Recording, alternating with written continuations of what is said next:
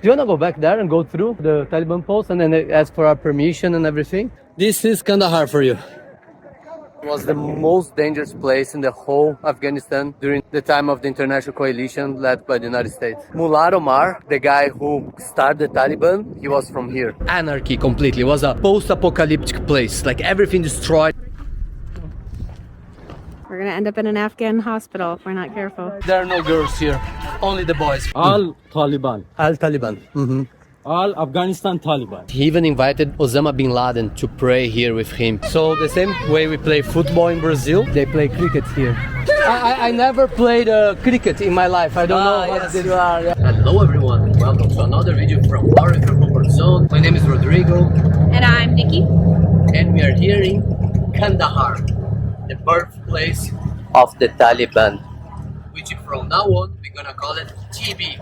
But to start, we might have messed up a little bit because today is Friday and Friday is like Saturday here. We have a national permit to go to different provinces in Afghanistan, but each province that you arrive, such as Kandahar, you have to go to their cultural office and get another permit, like a different paper. And the office is closed today because it's Friday. We were supposed to visit quite a few places, some mosques and everything, and I don't know now if you're gonna be allowed to get inside because we don't have this special permit. But we still think we're gonna have quite a few nice places to show you. We can visit the bazaar. Now we are going to the 40 Steps, which is a cool mountain overseeing the town, and we're gonna figure it out together. You and I, we can figure out the place or not. It depends on the TB. Oh, checkpoint.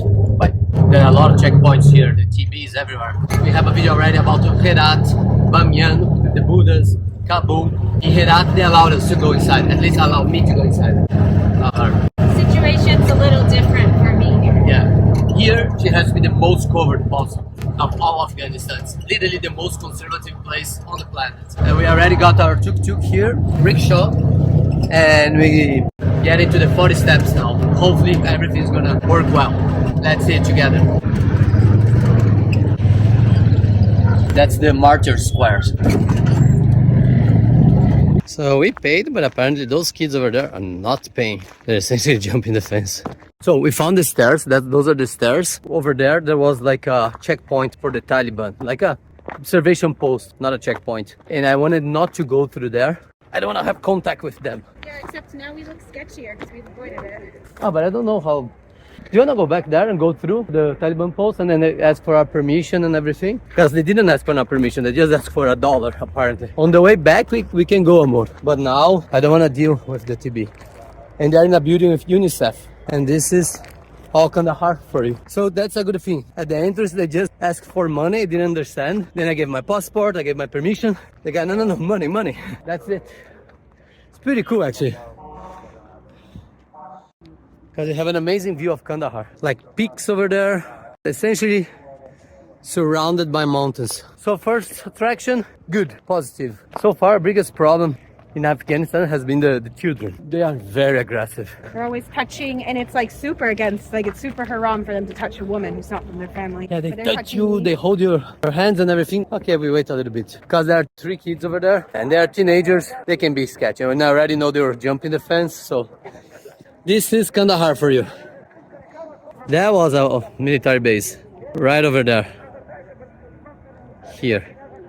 Because it's a very empty lot. And again, it was the most dangerous place in the whole Afghanistan during the time of the international coalition led by the United States. Because Mullah Omar, the guy who started the Taliban, he was from here. And now the goal is to climb up those 40 steps until that little cave over there. So we are here now going the 40 steps all the way there. Take a picture? You wanna take a picture with me? No problem. People are friendly usually, like taking pictures. You wanna take picture? Yeah. Okay. From where? From? Can I take with you? Yes. So far, if you haven't watched my other videos, I know I'm gonna be repeating myself a little bit. People are very kind here in Afghanistan, the majority of people. Except the kids. Except the kids, as you mentioned. Oh, the steps are really big. Obviously, there are some people who are terrible, and we know about that. Most are very nice. They're enormous, right?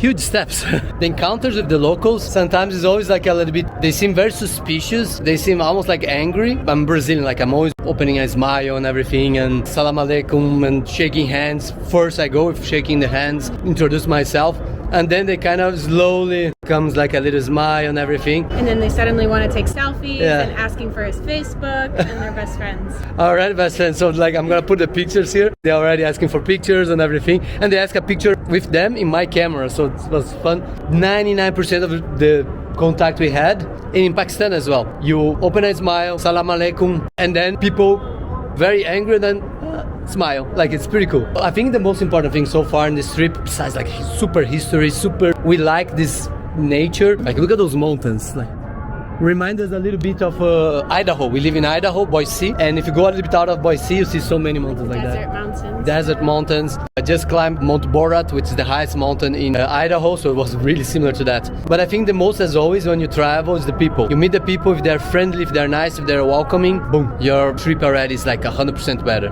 So you can talk a little bit about the Taliban, how it started. It started in 1996, going back a little bit before that. From 79 to 89, the Soviets invaded Afghanistan, and they tried to literally absorb the Afghanistan into the Soviet Union. And then the Mujahideen, which is essentially like freedom fighters, that's how Ronald Reagan used to call them, were fighting against the Soviets. But they didn't have the weapons and anything. And then the United States, Cold War, started supplying a lot of the weapons. It was a complicated thing, like Israel had beaten Egypt, so took a lot of Soviet weapons from Egypt and then diverted to United States to divert to the Mujahideen. So they started with Soviet weapons. You couldn't tell the weapons were supplied by the United States, even though it was obvious, plausible deniability. But then the United States started supplying the Stinger, which is the anti-aircraft shoulder-mounted rocket, and then they started shooting down a bunch of Soviet helicopters, and then things started turning for the Mujahideen. And eventually the Soviets left in 79. They kept a government here, like a puppet government, which lasts more or less 3 years because Mujahideen weren't so extremists. Another part was quite extremist. They started fighting the national government supported by the Soviets, but eventually after 3 years they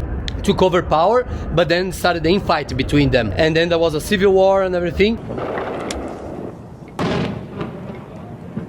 This is the city of Kabul, the Afghan capital today. And the Taliban was formed in 1996. Mullah Omar, was the leader of the Taliban. He formed the Taliban. He was one of those, like together with other Mujahideens trained by the Americans, and they fell into extremists, but kind of pushed by the Americans, because one of the ways the Americans convinced people to fight against the Soviets is because this was a Muslim country and the Soviets were atheists, like communists. There's no religion in communism. And they say, oh, these atheists are coming to your country to turn everybody into atheists. You can do that, Islam, blah, blah, blah. So they started like a little bit more extremist, and then together with some people quite extremists from Pakistan, and some students of madrasas are the Islamic schools, they start forming the Taliban. And then eventually Taliban, September 11, Twin Towers attacks in New York, the United States intervened in Afghanistan, and together with international coalition kind of occupied Afghanistan from 2001 to 2021. When, not getting into too much of politics, and I'm not a Republican, Biden had this stupid idea when the country was kind of stable, very few, if almost none, deaths of American servicemen. He decided to pull out from Afghanistan in a terrible, terrible way, and then all hell broke loose. Kabul fell, and the Taliban took over the whole country. And now you have like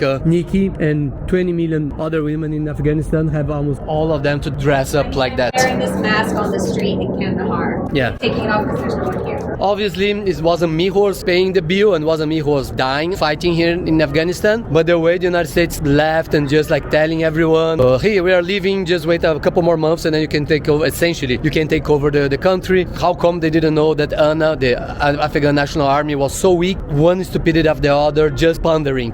Let's finish the war. American servicemen and women's deaths here in Afghanistan. All the bases. Yesterday we were crossing from Herat to Kandahar, 10 hours road trip on a bus. We saw so many abandoned bases, like huge to dust, like just left over trillions of dollars. That was dumb. But oh well, that's my opinion. Sorry for the rant, but yeah, it's just sad to see what the country turned into. Although it's way better than it was before the American intervention. whoever is saying like the 20 years that the Americans were here together with the international coalition didn't improve anything, was all wasted and everything, they're stupid. They have no idea how Afghanistan was before the American occupation. This was like an anarchy completely. It was a post-apocalyptic place. Like everything destroyed, everything terrible, all the roads terrible, everything. The roads are much better. You have solar panels absolutely everywhere around the country. You have a lot of schools still, even though women after 13 years old can't study. Although that's new. That's new. That's since the Taliban, yeah. Things improved a lot, but then went backwards a lot after the Taliban took over. So about this was like a leader of old empire. So he was a descendant of Genghis Khan. So this cave here is like a monument, and he built that to show to rest of Kandahar and his empire how powerful he is. It is worth mentioning, since we're talking about Genghis Khan, you should definitely watch our Banyan video, because we visited old forts where Genghis Khan came in, took over, massacred everyone. Lots of history.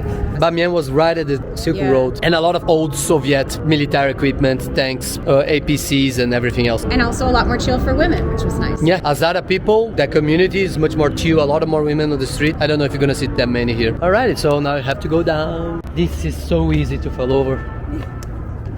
Especially with the long clothes. Yeah. Look at this. It's getting all dirty as well, yeah.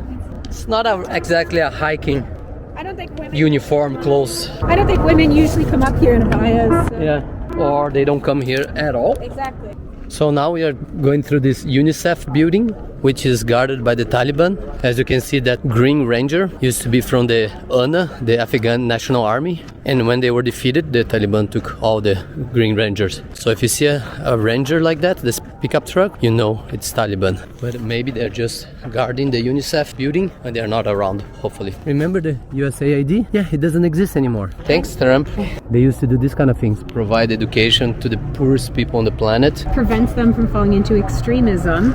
Yes. Education is one of the best ways to avoid it. But as Nikki said, education one of the best ways to avoid people getting to extremism. But now you're cutting funds, so they have nothing to do. They stay on the streets. They're going to study at a madrasa, which is a religious school, and then going to have a bunch of extremism. And we're going to ask ourselves, oh my gosh, how did that happen? Yeah, thank you, because someone destroyed USAID. Like short-term thinking, like transactional thinking. Don't make any money, it's not needed. So sad. But and then at least UNICEF, which is from the United Nations, an agency responsible for education for children all over the world, they have still funds from other countries and they're still working here. We see all the time the kids here with the blue backpack from the UNICEF, so pretty cool, pretty awesome. I know United Nations has a lot of problems, it's quite bloated and everything, but they do a very good job in the poorest regions of the world. You might not feel that because you come from a good country or a good family, but if you're poor, then you feel the help of the United Nations. Yeah, if you're from the countryside of Afghanistan. Those are the ones who feel the most. And sorry, I forgot to mention this project, rehabilitation of solar-powered water supply scheme. Super important. Here's a super dry area, but now solar panels are so sunny here all the time because it's literally a desert. You can supply water to a lot of people, like the basics of the basics. Probably just gonna just count on the UNICEF for that. Acho que tinha, tem monte de uniforme. Acho que era uma base, mas eles não estão mais aqui. Tinha monte de uniforme ali, tinha monte de coisa. So one thing that happens here when the Taliban took over, all the entertainment gone. Over. Movies, amusement parks, Concerts, musical performances. Everything. It's cool that this is like some kids are here, they're still using it. But they had like some bumper cars there and it's abandoned completely. They also had a little train there, it's gone. Salam alaikum. How do you go up there? There are no stairs, I don't know how did I go. Can I go there as well? Yes. Can I go? Yes. Just go in?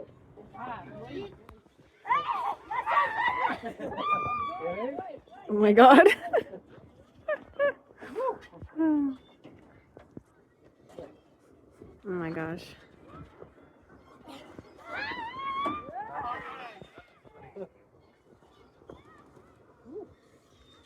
You guys are very brave. We're gonna end up in an Afghan hospital if we're not careful. Looks like the young adults wanted to get in on the fun.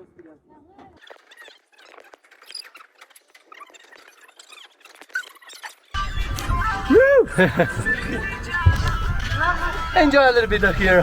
It's good to know that at least a little bit they still can have fun. Unfortunately, as you can see, there are no girls here. Only the boys. For the girls, not a chance. To be honest, it's quite sad. Okay, Okay, so we have some TB walking past in the background, but they don't seem to care that this is happening, so. Yeah, there we go, they're ignoring us, so cool. Vai filmando, tenta filmar ele atrás. Ah, eu tô. Afghanistan beautiful. Afghanistan beautiful. He's asking us, Afghanistan beautiful? Very beautiful. People super friendly, very hospitable. Very, very nice. We were in Kabul, Bamiyan, Herat, Kandahar, and then going to Mazar-e-Sharif. Badakhshan. Badakhshan, no. Kunar, no. Kunduz. Don't have time. Don't have time. 2 weeks. Kunduz, yes. We've been to Kunduz. Ah, yeah, Kunduz, yeah. To go because after Tajikistan. Tajikistan. They're teaching in Pashto. Khudai pa aman. Khudai pa aman.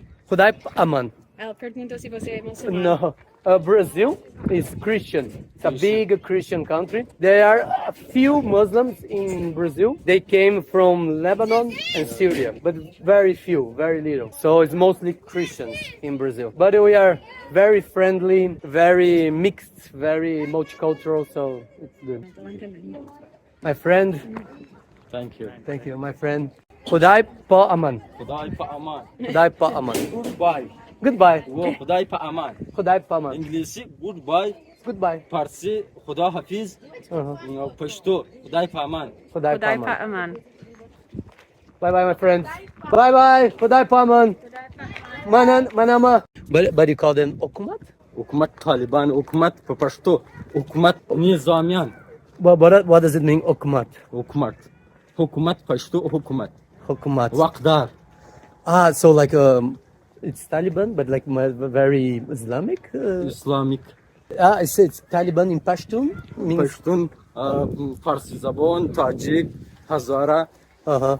You all say Taliban. Kul, Tol, Al. Al, Talib, Al, Pashtun, Hazara, Tajik, Uzbek. Ah, okay. Al, Taliban. Al Taliban. Al, Afghanistan, Taliban. Okay, yeah.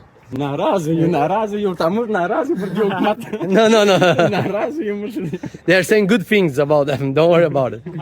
I tell you after a few things, but good things about them. Yeah. We absolutely love those kinds of interactions. Super cool. If there is someone from Afghanistan who speaks Pashtun and watch what they just said, let me know in the comments area. And if it's something bad about the Taliban, I'm gonna actually cut from the video because it can be a problem for them. And I don't wanna cause trouble for them. But we got the impression maybe they were. Not super fans of the Taliban. Speaking of them, the Taliban, I can speak a little bit louder here. So far, actually, our interactions have been quite positive, which is weird. A lot of times they say, if you have any problem, if you need anything, talk to me. The many times that we talk to Like we've the actually TB. had like 5 or 6 of them say that. Yeah, manager of the hostel. Yes, there's a hostel in Kabul, like a backpackers. First and only. Parenthesis here, if you wanna visit Afghanistan, I'm gonna have a video explaining everything, how you can visit Afghanistan. Hello. Salam. Hi, how are you? So cute. How you can visit Afghanistan. And this guy, the hostess said like quite a few of them, they're not as extremists as you think. They came from the mountains, the Taliban recruited them to fight against Americans, the invaders, but they didn't know much, And they didn't know have better. Any education, didn't have social media, didn't have access to outside world media. Just know like, if you don't fight against them for us, we're gonna kill you, or kill your mother. And they're like, okay, what I'm gonna do? So not all of them are terrible people. And a lot of the ones I saw, since they want also tourists here, they were very friendly. Knock on the wood. They mostly ignore me. Yeah. Which is fine, I guess. Sad that Nikki doesn't exist essentially. It's like horrible. There's plenty of other Afghan men we've met who are pleasant and kind to me. Yes. They will talk to me if the Taliban's not around. Yes. For the TB, she doesn't exist. But most Afghans that read spoke, they understand the struggle of women are going through here. And they talk, this is our sisters, this is our mothers. We feel a lot about that. But they say, right now we have security, right? At least. But let's see for another experience. I don't want to record so much here to not attract attention. For instance, these walls here, concrete blocks, anti-blast wall, they are all over, as we were mentioning before, because they had a lot of suicide attacks here. They would go close to a base of the ANA or the International Coalition, explode themselves, try to destroy at least one of the walls, but probably there was like several layers of defense. So that's why the concrete blast usually depends on the size of the bomb they would resist. And since this one was the most dangerous part of Afghanistan, there was a lot of attacks here. You're probably asking yourself, are you just walking around Kandahar without a guide or anything? Yes, at the moment, yes. We had no guides in Herat and no guides here. We chose to have them in Kabul and Bamiyan because we had just arrived in the country. We weren't sure what the situation was, and we wanted the chance to speak with the locals. And I personally had a guide in Herat, but look at the Herat video for more on that. It's a little under the table.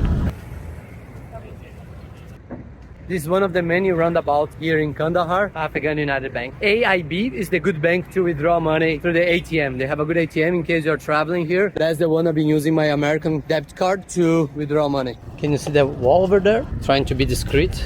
That's the Iranian consulate here in Kandahar. A lot of security, a lot of security. We were in the roundabout and I know the TB was there because the TB are in every single roundabout here. And some people started yelling at us and we didn't want to look. Probably was the TB and then we just left through the other exit of the roundabout. But we conveniently don't understand Pashto, so... We don't understand Dari either, right? Dari is essentially the same as Persian, where they speak in Iran, and Tajik. But and here in this area is more Pashtun that they speak. There's another compound coming. Like there are so many compounds here. Actually the Red Cross, that's good. Anti-blast wall, there weren't any at the Red Cross compound. It's because the Red Cross is usually a quite neutral player in any conflict. They help both sides, the wounded people from both sides. They probably also help Taliban civilians during the conflict here. So quite ugly, quite bad for your image if you attack the Red Cross. So probably the leadership, when the Americans were here and they were fighting against the Americans, they mentioned like don't mess up with the Red Cross, don't explode anything there because they are pretty neutral and they help all the parties. So that's why they don't have the blast walls. There was some security, but not much security. And then you have some abandoned things like that. Like so interesting. We arrived at the Red Mosque, this one here. And why this mosque is important? Because that was Mullah Omar's favorite mosque. Mullah Omar, again, was the founder of the Taliban. So that's an important mosque. And people say that he even invited Osama bin Laden to pray here with him in the Red Mosque. So let's see how much you can look inside, or at least outside of the mosque. Mas será que a gente pode entrar por aqui? Beautiful mosque. Okay, so someone's gonna take a key to open for us. That's really nice. And Nikki, she can come as well. Able to get inside here of the Red Mosque. It's not super fancy, like some of them like really full of gold and everything, but it's a very quiet, nice mosque. Obviously there's no one. Literally open for us. There's nobody else here. O que ele perguntou no final? Se você era muçulmano? Ah, ele devia ter perguntado no começo. Succeeded. So the same way we play football in Brazil, they play cricket here. It's kind of nice to see kids having fun. It's a Friday, so it's kind of Saturday for them. So organized entertainment, amusement parks, cinema, concerts don't have it. Things that adults can enjoy. Yeah, but this is like a bunch of kids just playing cricket, essentially, and jumping over there, so that's kind of cool. Although Actually, I see girls jumping in the trampoline. yeah, sorry, I don't understand about cricket, but I think it's not a women's sport. But there are no women around here, and the kids are starting to surrounding us. Salam alaikum. But over there in the jumping stuff, there's a lot of girls, not adults. Rodrigo's very popular, and now everybody is coming.